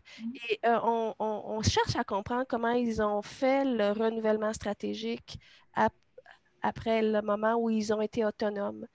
Ils ont eu les 2 mains sur le volant. Et c'est assez hallucinant ce qu'ils font. Et l'objectif, c'est de pouvoir, en fait, quand on parle de pérennité, pérenniser une entreprise, on parle de la pérenniser, mais dans la souplesse et dans son ajustement avec ce qui se passe dans l'environnement externe. Pense juste à la COVID, par exemple, une entreprise, les entreprises qui s'en sortent très bien ont su rebondir et adapter leur modèle d'affaires. Bien, les repreneurs, c'est la même chose. Quand ils reprennent l'entreprise, ils ne veulent pas nécessairement reproduire le modèle d'affaires existant de l'entreprise, mais l'amener beaucoup plus loin avec une autre sorte de philosophie, avec des nouveaux modèles d'affaires qui, s'ils sont intelligents, entre guillemets, vont faire ça, mais graduellement. Ils ne feront pas un revirement stratégique tout de suite, mais ils vont le faire graduellement pour être capable de garder ce qu'il y a de bon dans cette entreprise-là aussi, mais qui est encore bon pour demain puis après-demain. Pierre, je te laisse répondre. Alors, juste une petite question, est-ce que ça veut dire qu'il y a une plus grande proportion de repreneurs qui réussissent? On ne le sait pas encore. On le sait nous, pas. on est comme un peu sous l'impression que ça ne réussit pas là, quand on... Non. Parce qu'on a vu beaucoup dans la région, donc Non, on ne le sait pas encore. En fait, on n'a pas ce genre d'informations-là. Et on n'est pas capable de le faire présentement. Ce qu'on sait, c'est que avec quand Marc Duhamel a torturé des statistiques, c'est que des repreneurs vont faire l'innovation. Ça veut dire que déjà, là, il y a une logique de renouvellement stratégique. C'est dans les choses très, très simples. Je pense à une entreprise qu'on est allé rencontrer, avec laquelle on travaille présentement. C'est une entreprise qui passe à la 4e génération. Et à la 4e génération, ils sont en train de mettre en place tout un système d'information. Jamais rien avait été informatisé pour la facturation, pour les devis, etc. Ça, ils commencent déjà. Ils ont tellement changé le modèle d'affaires progressivement qu'aujourd'hui, ces jeunes-là, qui ont 25 ans, sont en train de penser à une croissance par acquisition. Parce que là, ils sont allés au bout de ce qu'ils étaient capables de faire. Ils ont 25 ans. Là. Or, c'est faisable. Un repreneur qui a pris une entreprise ici, dans la région de Trois-Rivières, qui fait de la récupération de matériel informatique, en très, très peu de temps, a fait une croissance de 300-400%. Tellement rapide qu'il a dû reculer parce qu'il a perdu le contrôle. Et là, il est en train de recentrer encore une fois, après 3 ans, son modèle d'affaires. Alors, ils sont toujours dans la mobilité, ils sont toujours... Mais même un chef d'entreprise qui est à la tête de sa propre organisation doit penser comme ça aussi, là. Bien sûr. Mais ça serait quand même intéressant de bien comprendre les facteurs d'échec aussi, puis de savoir, est-ce que les entreprises, c'est quoi le pourcentage de reprenariat qui réussit? On peut le faire, mais... Est-ce qu'on reprend dans les entreprises pour les fermer ou pour les absorber tout simplement, puis avoir même des avantages fiscaux par rapport à ça? Mais ça, on ne parle pas de transmission reprise. Là. Non, là, on est en fusion-acquisition. On parle de fusion-acquisition, c'est pas la même chose. Non, tu peux reprendre quand même une entreprise puis décider de la fermer, puis de prendre tout simplement les contrats qu'ils ont puis de le mettre... C'est de la fusion-acquisition. Okay. On n'est pas dans la même perspective. Okay. Ben, en fait, c'est que, bon, là, c'est technique, là, mais on peut acheter comme repreneur. Par exemple, pensons à un bureau de dentiste ou une clinique médicale. Je peux acheter de la clientèle. Ça veut dire, je ferme la clinique, j'achète la clientèle, puis j'amène la clientèle dans mon nouveau bureau à côté. Mais ça, c'est un principe de fusion-acquisition et non pas un principe de transmission-reprise. C'est ça. Donc, donc, on peut c'est l'appeler complètement comme on autre chose. voudra, mais la volonté initiale n'est pas de pérenniser une entreprise, c'est d'aller chercher une clientèle. C'est pas la même chose, là. Tout à fait. Donc, c'est ça. Puis, Madame Goupil, j'en ai parlé au début, lorsque j'ai parlé de déterminer la juste valeur marchande, puis que c'était, oui, le cédant doit déterminer la valeur de son entreprise, mais le premier travail du repreneur, c'est de déterminer la juste valeur marchande, puis d'établir quelles sont les possibilités de croissance à long terme. Puis c'est là la clé, puis c'est là l'élément qui va faire en sorte qu'il puisse en arriver avec une post-reprise qui est positive. Donc, c'est quand même un des éléments les plus difficiles à évaluer, je vous dirais. Pardon? C'est quand même l'élément le plus difficile à évaluer. Le potentiel de croissance d'une entreprise, une fois que tu as tout changé dans l'entreprise.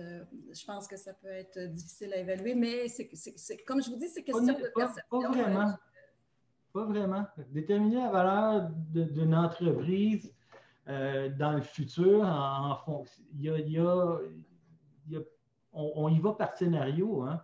Et puis, on est en mesure de savoir à peu près quels pourraient être les différents futurs de l'entreprise. Puis, en fonction des habiletés, de l'expertise des gens avec qui vont nous entourer, etc., on est en mesure de déterminer quel genre d'offre qu'on va faire d'un côté au cédant, puis de l'autre, quel genre de plan de post-reprise qu'on va mettre en place. Donc, les repreneurs qui sont bien préparés vont être en mesure de le faire. Évidemment, si on achète dans le milieu commercial, il y a des risques qui ne sont pas les mêmes que dans d'autres industries. Chaque industrie a son type de risque, mais tout ça devrait avoir été analysés par le repreneur. Puis c'est sûr qu'on peut pas, pouvait pas prévoir un an d'avance que la COVID allait arriver, mais c'était clair dès le mois de novembre 2019 que ça allait arriver. Donc, tu es repreneur, tu vois ça, tu lis moindrement les journaux. Oh, OK, il y a quelque chose qui s'en vient. Alors que ce soit cette pandémie-là ou n'importe quel autre élément de ton environnement externe, ben, tu as calculé ton risque, puis tu as fait une offre au cédant en fonction de cette analyse que tu te dois de faire. D'un autre côté, si tu es multimillionnaire, puis tu te cherches un emploi, puis que tu achètes n'importe quoi, ben là, ben, tu n'auras pas fait ton travail de base et puis tu vas te ramasser à avoir tu vas te ramasser au volant de quelque chose que tu n'es pas capable de conduire, en fait. Donc, c'est le travail et du cédant et du repreneur, justement. Puis quand je parlais de légitimité tantôt, ben c'est de ça que je parlais. Son plan de reprise au repreneur, est-ce qu'il est légitime? Le cédant doit déterminer, ce gars-là, là, cette personne-là, est-il capable d'en arriver à son idéal? Y a-t-il les moyens de ses ambitions, etc., etc.? Donc, c'est pour ça qu'on ne se lance pas dans un processus comme celui-là, les yeux fermés des deux côtés. Marc revient avec des éléments on devrait étudier les facteurs d'échec pour mieux comprendre les facteurs de réussite. Tout à fait d'accord, Marc. D'étudier uniquement des cas qui ont réussi. Est-ce qu'il y a des biais? Oui, tout à fait. On est pleinement conscient de ça. Mais peut-être lors d'une prochaine recherche. On a d'autres questions, Marie? Oui, on a une question de la part de Mme Josée Saint-Pierre. Oui, Josée. Es-tu encore là, Josée? Je suis encore là. Ah, allô? Attends, je vais mettre ma caméra qu'on se voit. Okay. Non, mais toi, tu peux me voir. C'est toi qu'on ne voit pas. Je le sais, je vais mettre ma caméra. En fait, j'ai une question et un commentaire par rapport à ce qui vient d'être dit sur justement les étudier. Il y a toujours des biais de toute façon dans nos études, l'accessibilité au terrain, comme j'ai travaillé sur la performance des entreprises, j'ai travaillé aussi sur les facteurs d'échec et c'est très difficile à étudier les facteurs d'échec parce que déjà, c'est certain qu'il va y avoir un biais de sélection parce que ça va être les répondants qui acceptent de parler d'échec. C'est déjà pas tout à fait le répondant qui est représentatif de l'ensemble des dirigeants de PME. Donc, il va toujours y avoir des biais. Ce qui est important, c'est de le savoir. C'est ça qui est important et de contextualiser les résultats qu'on obtient, sachant qu'il y a toujours, dans toutes les études, il y a toujours des pans des observations qui sont limitées. Moi, la question que j'ai par rapport à tout ce que j'ai d'ailleurs la chance d'avoir le livre avec moi qui a dû coûter des frais de poste énormes parce qu'il est vraiment d'une lourdeur incroyable. Ma question, en fait, c'est qu'est-ce qui a motivé, vous l'avez peut-être dit au départ, je suis arrivée quelques minutes en retard, qu'est-ce qui a motivé la rédaction de ce livre-là? Est-ce que c'est, Mme Goupé a posé la question sur est-ce qu'on connaît les taux d'échec? Est-ce que c'est le fait d'entendre parler des difficultés des processus de succession ou de repreneuriat? Est-ce que c'est le besoin des consultants ou des conseillers d'avoir des outils renouvelés, si on veut, pour répondre aux besoins des praticiens? Est-ce qu'il y avait, parce que le livre en soi, c'est une... je travaillais avec Louise pendant le temps où vous rédigiez le livre, puis elle m'envoyait de temps en temps des diapos, là, et c'est étonnant la forme du livre, le format beaucoup plus pédagogique, très, très, très orienté sur l'apprentissage du lecteur. Alors, c'est quoi qui a motivé et l'objectif du livre, le format aussi? Ben, vous en avez parlé un petit peu au départ, Mais par rapport à la littérature, puis par rapport à ce qu'on connaissait, est-ce que c'est vraiment quelque chose? En fait, je vais te répondre assez simplement, José. Tu sais, ça fait quand même un bout de temps que j'enseigne entreprise familiale et transmission d'entreprise. Et au fil de mes années d'enseignement, puis vous avez dû le remarquer, là, les profs, là, on a beaucoup d'étudiants intéressés à la matière, mais qui ne lisent pas. Alors, je me suis retrouvée avec des recueils de textes en surplus depuis 3 ans ou 4 ans à la coop. Et même une fois, on a dit, mais il n'y a personne qui est venu chercher son recueil de textes. Alors, je me dis, ouais, ils ne lisent pas. Or, et ce n'est pas par manque d'intérêt, c'est, je pense que les jeunes apprennent autrement que, voilà, 10 ans ou 15 ans. Et je me suis dit, ben, et j'ai aussi remarqué que la plupart concentraient leur énergie sur les PowerPoint du cours. Alors, je me suis dit, ben, on va faire un livre en PowerPoint. Ça a été vraiment ça. L'idée de base, c'était, il faut que de l'information, ou c'est même pas de l'information, il faut que les connaissances qu'on a sur un sujet X et aussi pointu que le repreneuriat soient accessibles et qu'on n'oblige pas les gens à lire un livre de la page 1 à la page 355. Parce que personne, et même moi, à force de lire des Facebook puis des textos, etc., je suis contaminée, je ne lis plus un nombre substantiel de pages. Probablement, Cécile, parce que je suis vieille aussi. mais, mais, mais en fait, c'est ça. Et l'ouvrage se voulait au départ, voulait s'adresser au départ aux étudiants, aux cédants et surtout aux repreneurs, parce qu'on s'adresse à des repreneurs. Puis voici comment on peut, ce qu'on connaît, ce qu'on sait, puis comment on peut l'utiliser pour vous aider. Parce que pour moi, la mission première d'un chercheur, c'est de rendre les connaissances accessibles le plus possible au milieu. Sinon, moi, je n'ai pas de raison d'être. Alors, oui. Excuse-moi, Louise, Oui. je vais vous dire ma raison à moi, Oui, pourquoi je suis embarqué dans ce projet-là. C'est justement sur ce que Louise vient de terminer.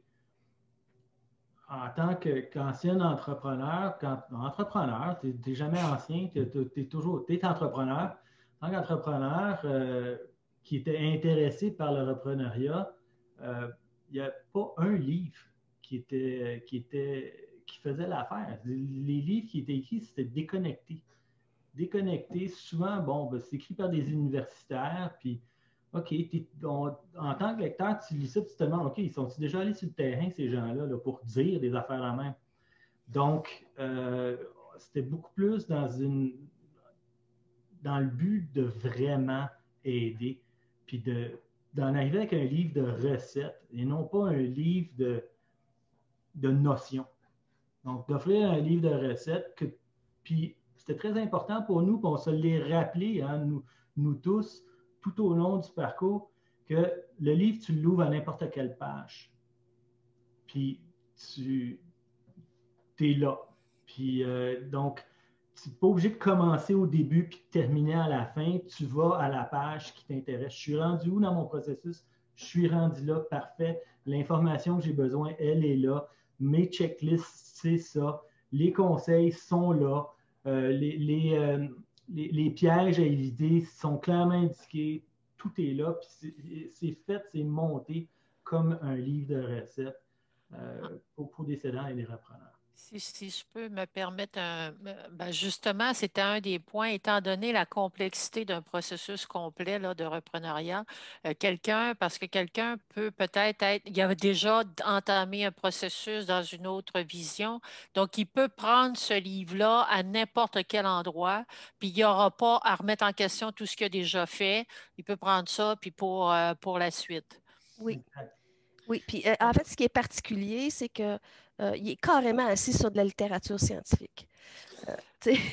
Carrément assis là-dessus. On est allé dans des congrès où il y avait des tracts spécifiques sur le repreneuriat, puis on a ramassé des papiers de conférence, on a ramassé des trucs, on a jasé avec les gens, où ils sont rendus, comment ils réfléchissent autour du repreneuriat, puis on l'a rapatrié. Donc, ça, c'était important pour nous aussi, là. J'encourage tout le monde à l'acheter, à le lire, mais partie par partie, parce que ça ne se lit pas tout à fait comme un roman.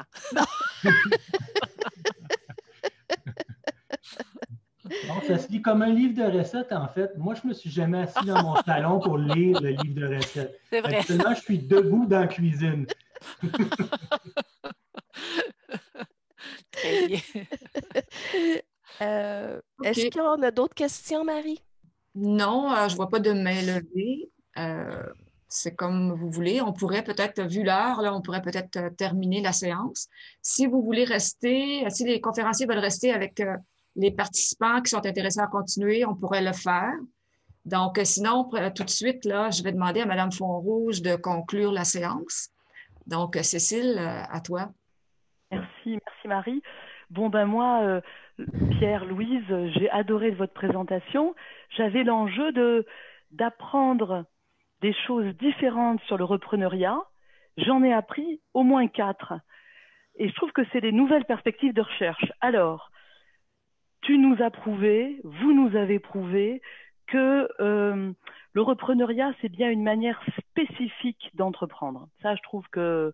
Et ça n'a pas été... Moi, j'étais dans les années 2000, hein, c'était pas exactement ce que je pensais. Ce que j'ai appris comme remise en cause, eh bien, c'est que vous remettez en cause l'approche processuelle, qui a été assez dominante en entrepreneuriat, d'abord en création d'entreprise, puis en entrepreneuriat, puis en repreneuriat.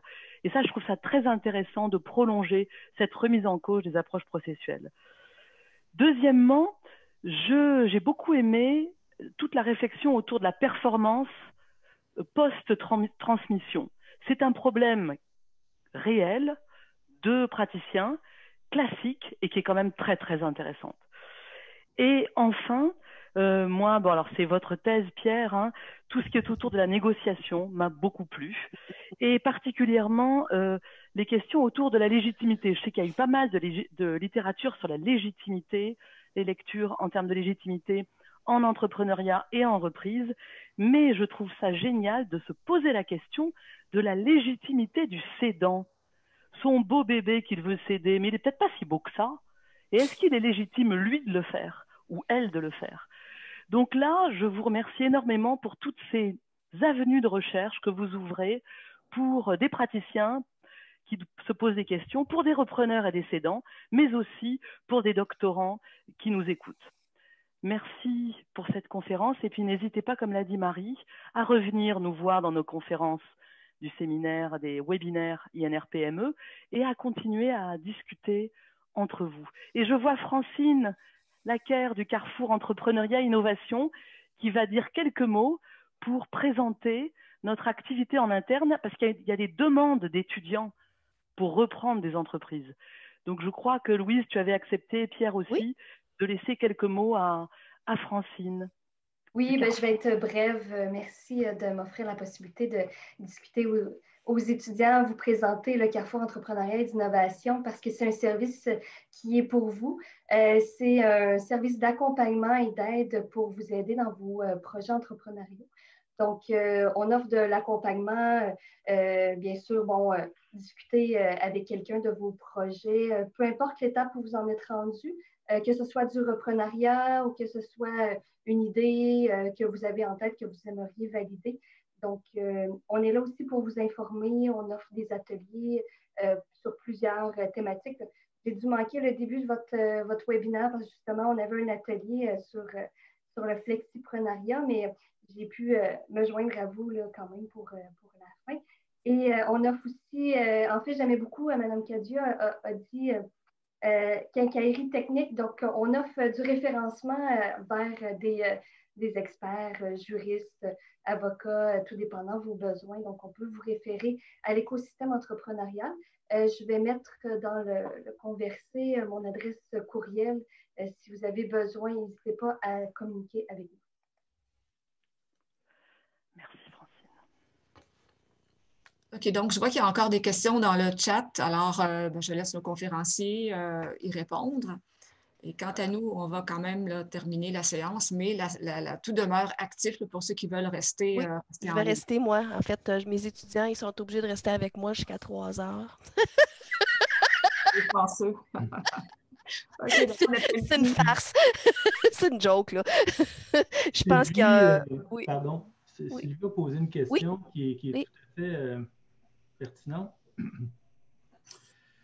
La seule réponse que j'ai pour toi, Sylvie, c'est que dans l'ensemble de mes cas, je demande toujours aux cédants-repreneurs leur niveau d'éducation, puis dans l'ensemble de mes cas, le repreneur est beaucoup plus qualifié que le cédant, dans l'ensemble de mes cas. Formation académique plus poussée, de un, de deux, niveau de direction dans une entreprise plus élevé que le cédant, généralement. Donc, oui, ce sont plus des gestionnaires que le cédant lui-même. Est-ce que ça fait en sorte que ce ne sont pas des entrepreneurs? Ça, je ne le crois pas. Ce sont des entrepreneurs gestionnaires. Je vais rebondir là-dessus, Pierre, parce que je n'ai pas la même position que toi, en fait. Je réponds à Marc qui dit qu'il veut rester. On lui dit bien sûr. Alors, moi, je vois plus dans l'optique, Sylvie, des profils psychosociologiques des repreneurs. Ça veut dire que tu connais mon modèle classique là, sur Continuum. On a d'un côté des repreneurs comme des chefs d'entreprise là, qui sont plus artisans, puis d'autres plus gestionnaires ou et je te dirais que ça dépend du type d'entreprise qui est à transmettre. Ça veut dire qu'il est très correct pour un repreneur qui va s'intéresser à une toute petite entreprise de rester dans sa forme artisan. Puis ça ne veut pas dire qu'il va rester artisan classique, mais il va rester artisan dans son créneau à lui. Je pense à une petite boutique de vélo qui a été vendue à Montréal. Ça fait peut-être 1 an ou 2 ans. C'est rien, ça, c'est une boutique de vélo. Le gars, il est rendu le plus hot de la ville de Montréal en matière de vélo depuis qu'il a repris ça. Ça veut dire qu'il s'est spécialisé, mais en restant très petit. Fait que les cyclistes vont le voir parce qu'il y a un produit très spécifique. Fait qu'il n'est pas nécessairement gestionnaire, mais c'est un artisan, puis il tient vraiment à la qualité de son produit. Fait que moi, je trouve que c'est on ne peut pas avoir une réponse uniforme. Ça va vraiment dépendre du type d'entreprise qui est transmise, du profil stratégique. Puis, quand je parle de l'arrimage, là, orientation stratégique du repreneur avec l'orientation stratégique de la PME, c'est de ça qu'on parle. Exactement de ça. Dans des mots plus ludiques, mais c'est exactement de ça. Pierre, est-ce que je peux poser une Certainement. question? Dans ce que tu dis que les repreneurs sont plus scolarisés, donc ils ont du plus par rapport aux cédants, Oui. est-ce que tu observes surtout des cédants créateurs, des cédants fondateurs d'entreprises? Est-ce qu'il y a une différence de génération, une différence d'âge entre ceux qui cèdent et ceux qui reprennent, qui pourraient expliquer entre autres, qui aurait cet effet-là de scolarité et de compétences? Oui, effectivement, moins l'écart d'âge entre le cédant et le repreneur est important, plus ils vont sembler avoir le même profil. C'est ça, plus ils vont se ressembler. C'est ça. Je pourrais donner l'exemple d'une quand même une moyenne entreprise avec un très bon chiffre d'affaires dans un secteur de pointe. Le cédant avait repris l'entreprise, donc c'était un repreneur à la base.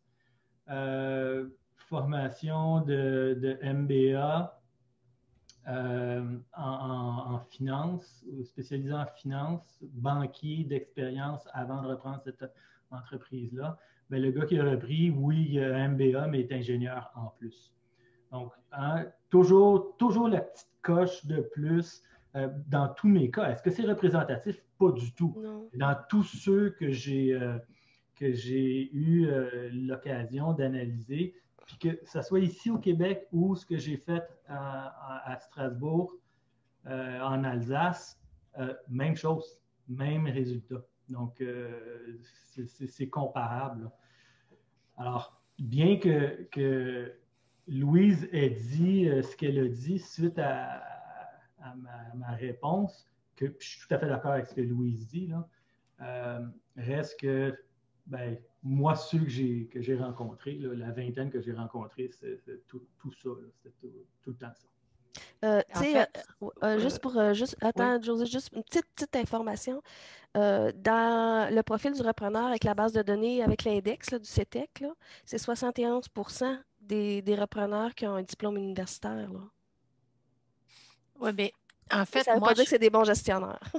Non, je suis d'accord, mais dans la mesure où ça fait quand même longtemps qu'on parle, tu sais, au Québec par rapport à la France, on est encore première ou première génération là, de reprise d'entreprise et ainsi de suite, surtout là. Et donc, on peut penser qu'il y a beaucoup de fondateurs là-dedans. Donc, moi, il y aurait peut-être, j'en ai vu des cas de succession d'entreprise, on étudie les entreprises à forte croissance et c'est assez intéressant la dynamique de croissance qui est amenée par un repreneur dans une entreprise qui était relativement stagnante. Et là, le principal frein pour le repreneur, c'est la peur du changement des employés qui sont en place. Donc, ça fait des reprises assez chaotiques, là, et des reprises qui sont longues à concrétiser pour arriver à la performance qu'ils souhaitent. Mais le fait d'avoir un écart de génération comme ça, dû au fait peut-être qu'on est encore chez le fondateur, ça peut peut-être aussi être un élément influent de la forme de la reprise. Est-ce que le repreneur qui arrive plus scolarisé que l'ancien, que celui qui était là, il va arriver avec des idées plus modernes, plus scolarisé, plus réseauté peut-être que ce que l'autre avait. Donc, je ne sais pas, ce serait peut-être des éléments à regarder dans vos études, là, voir si c'est le fondateur qui cède. Est-ce que c'est quoi les différences d'âge entre les deux qui pourraient peut-être expliquer des effets de génération, je ne sais pas. Là.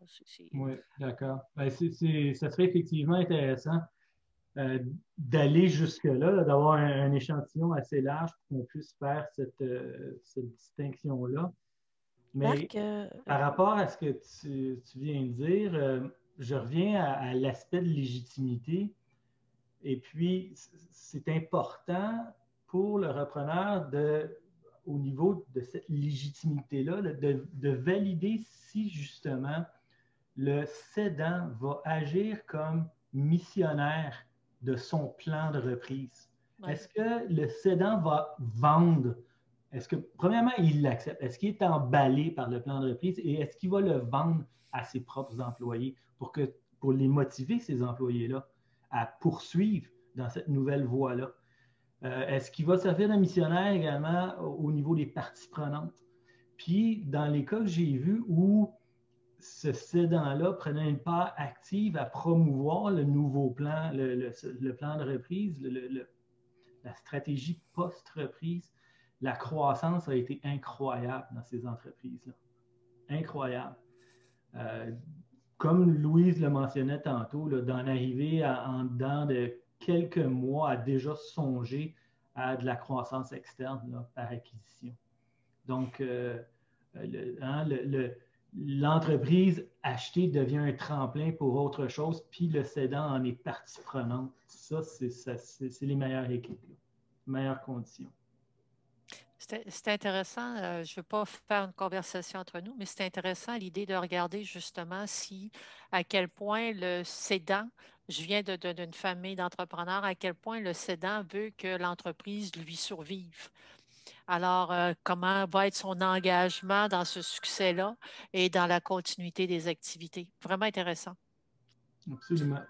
Selon moi, c'est incontournable. Mais je dois vous quitter. J'ai un téléphone qui sonne. L'appel sonne. L'appel sonne. Merci beaucoup. Hein. Je vous envoie un petit chat. Merci, José. Merci.